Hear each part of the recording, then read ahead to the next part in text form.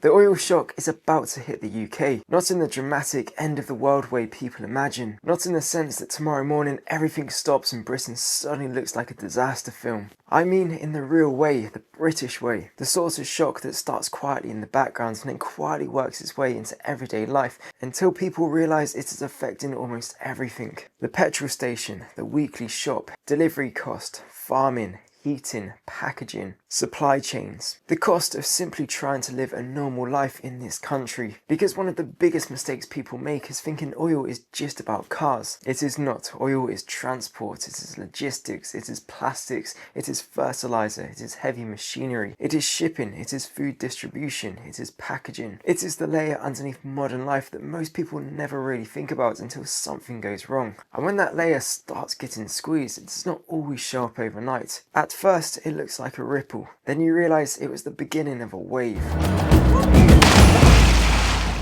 Welcome back to Charlie's Survival. If you haven't already, subscribe and drop a comment below telling me this. What would hit you first if this got worse in the UK? Fuel, food, heating or deliveries? Because for most people, this would stop feeling like some distant global story very quickly. It would become personal. Now, I want to be clear right from the start, this video is not about panic. It is not about trying to scare you, and it's not saying that the UK is definitely going to fall apart. It's about being honest, because Britain is more vulnerable to this kind of pressure than a lot of people realise. We are an island nation that relies heavily on imports, constant transport, constant movement, and a system that works best when everything keeps flowing smoothly. Fuel comes in, goods come in, lorries move, warehouses fill, supermarkets restock, parcels arrive, and most people never think twice about it. But when there is disruption in global energy markets, or shipping routes get squeezed, or supply becomes more expensive and harder to move, the UK does not need a total collapse to feel it. It just needs pressure in the right places. And this is what makes this important, because most of the time these situations do not start with dramatic shortages. They start with friction, things becoming more expensive, more delayed, more awkward, more fragile.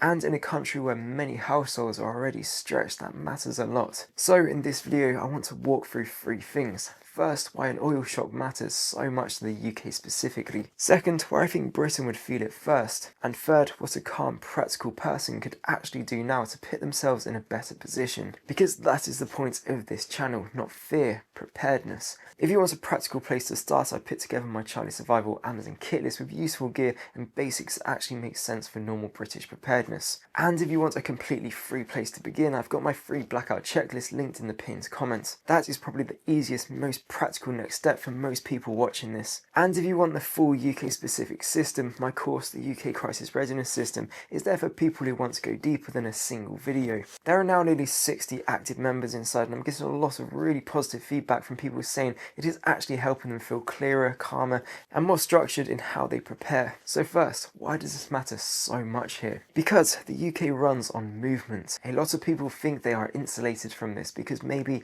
they do not drive much, or they work from home, or they only fill up once every couple of weeks. But even if you barely use your own car, you still live inside a system that runs on fuel. Your food does not appear magically in Tesco. It moves through farming machinery, processing, refrigeration, packaging, haulage, warehousing, and final mile delivery. The same is true for medicine, household goods, building materials, online orders, and just about everything else. Even the things that seem unrelated usually are not. Fertilizers rely heavily on energy. Packaging relies on petrochemicals. Distribution relies on diesel. Cold chains rely on energy. Farming relies on machinery and transport. So when oil and fuel markets come under pressure, Britain does not have to literally run out for life to get harder. That is the key point. You do not need empty roads and abandoned forecourts for this to become a serious problem. All you need is enough pressure that costs start climbing, margins get tighter, businesses start passing those costs on, and households start feeling squeezed again. That is how this usually arrives, not as one giant big bang, but as loads of smaller hits stacked on top of each other. And if public behaviour changes on top of that, things can unravel even faster. Because sometimes the problem is not just the shortage itself, it's the response to the shortage. The moment people hear certain words, fuel disruption, supply issues, rationing, shortages, behaviour changes. People rush to the petrol station. They buy extra food. They start thinking, I better get ahead of this. And once enough people do that at the same time, the system feels much weaker than it did the day before.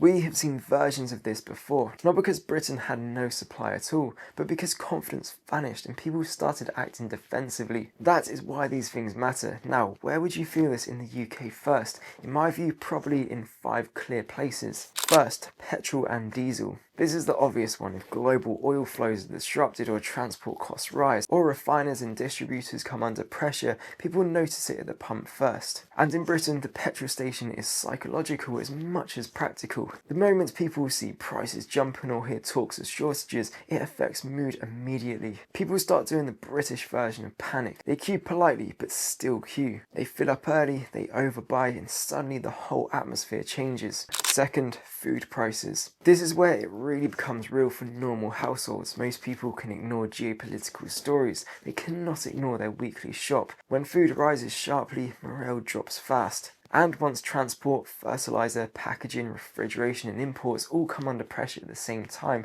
that does not just affect prices. It affects choice, availability, consistency. Maybe shelves are not fully empty, but maybe there is less range, more gaps, more substitutes, and higher prices on basics. That is enough to hurt. Third, farming. This is the one people overlook. If energy stays high, fertiliser gets hit. If fertiliser gets hit, farming gets hit. If farming gets hit, food gets hit later. That is the thing with this stuff. The effects are often delayed, so people say, well, I don't see it yet. Exactly. Sometimes by the time the public sees it clearly, the pressure has already been building for months under the surface. Fourth, deliveries and business costs. Britain runs on vans, lorries and constant road movement. Tradesmen, carriers, food deliveries, warehouse distribution, maintenance, suppliers, mobile businesses, local logistics. Businesses either absorb the hit, pass it on or struggle, usually a mixture of all three. So even if people do not feel it directly at the forecourts, they feel it through everything else becoming slightly more expensive and slightly less efficient. Fifth, confidence. This is the bigger one because once fuel rises, people start assuming everything else will rise too.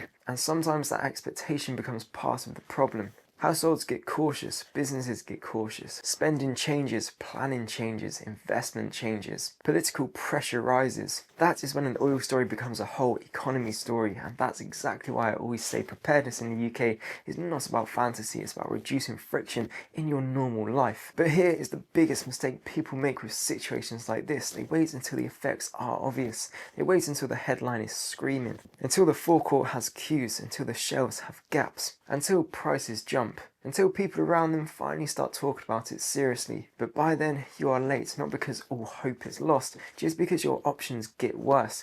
Things cost more, choices narrow, stress rises, and you end up preparing emotionally instead of rationally. That is why I think this matters now, because normality can hide fragility. A system can still look fine on the surface while stress is building underneath. Shops can still look mostly full, roads can still look normal, deliveries can still be arriving. But that does not always mean the system is strong. Sometimes it just means momentum is carrying it forward for a little bit longer. That is why you do not want to build your life on the assumption that because things look okay today, they must stay okay next month. Especially in Britain when so much depends on constant smooth flow. So what would I actually do? Not dramatic things, not bunker things, just sensible things. Firstly, I'd make sure I am not constantly running close to empty. That means fuel, food, water, lighting, charging and household basics. If your car is always nearly empty, you're vulnerable. If your cupboards only hold a couple of days of food, you're vulnerable. If a short disruption instantly throws your house into stress, you're vulnerable. You do not need to hoard, you just need margin. Second, I would simplify food.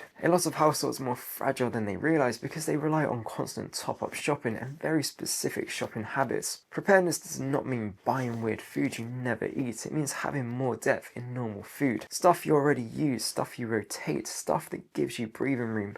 Third, I would make sure blackout basics are covered, because these situations do not always stay neatly inside one category. If fuel, energy and supply chains all come under pressure, the knock-on effects can spread wider than expected. So lighting, backup charging, water, cooking options and a few basic contingencies matter. Fourth, I'd think about reducing dependence where possible.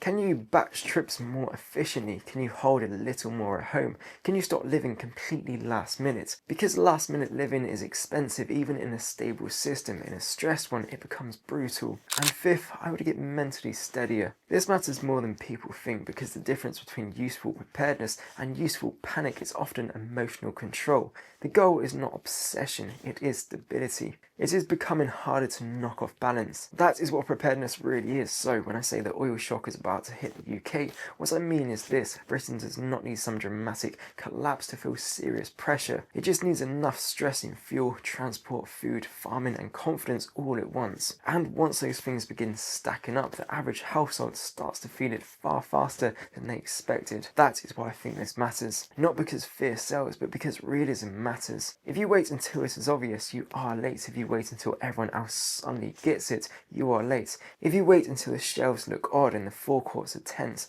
you are late. Preparedness is about protecting normal life before pressure builds. That is the whole point. So if this video helped, hit like, hype and subscribe, and leave a comment below telling me what you think will hit Britain first if this gets worse: fuel, food, deliveries or farming. And the easiest next step is my free blackout checklist in the pinned comments. That is the simplest place to begin if you want to become less dependent on fragile systems. If you want a deeper step-by-step version, the UK Crisis Readiness System is there for people who want a full UK specific plan rather than random bits of advice. And if you just want practical gear recommendations, my Charlie Survival Amazon kit list is in the description. I appreciate you watching. If you enjoyed this one, you enjoyed this one on screen now about how to build a proper prepper pantry in a small home.